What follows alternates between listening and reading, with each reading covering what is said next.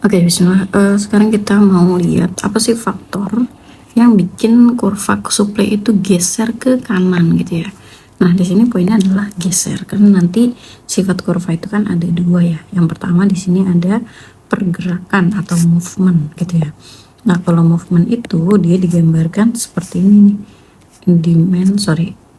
Di sini mintanya supply ya. Supply. Nah, dia dari titik A, misalnya di titik A ini dia move ke titik B sini gitu ya. Nah, ini adalah pergerakan gitu ya. Pergerakan kurva faktornya apa kalau di sini? Kalau pergerakan dia faktornya adalah perubahan dari P gitu ya.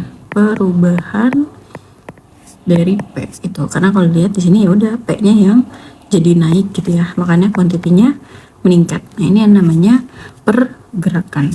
Nah, kalau misalnya terkait dengan pergeseran, maka dia faktornya kalau kita lihat itu bukan harga nih. Ini misalnya awalnya supply-nya di sini, kemudian dia bergeser. Dia bergeser ke kanan seperti ini gitu ya. Nah, misalnya di sini ini adalah quantity awalnya gitu ya. Kemudian dia berubah ke quantity 1 gitu. Nah, di sini P-nya kan tetap di sini gitu P-nya. Nah, maka faktornya itu bukan harga gitu ya.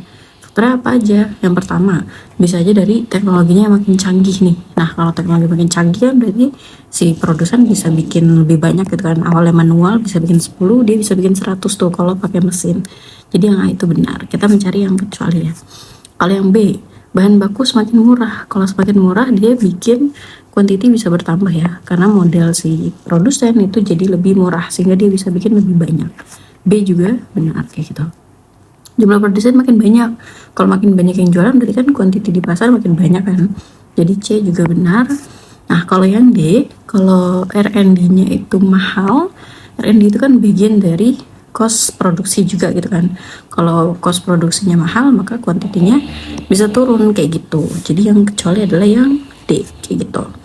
Kalau misalnya yang E nggak ada peluang dapat laba di sektor lain, ya berarti dia makin semangat kan buat produksi di sektor ini kayak gitu. Maka kuantiti akan bisa meningkat. Jadi yang E juga benar. Jadi yang tepat adalah yang D gitu ya, kecuali.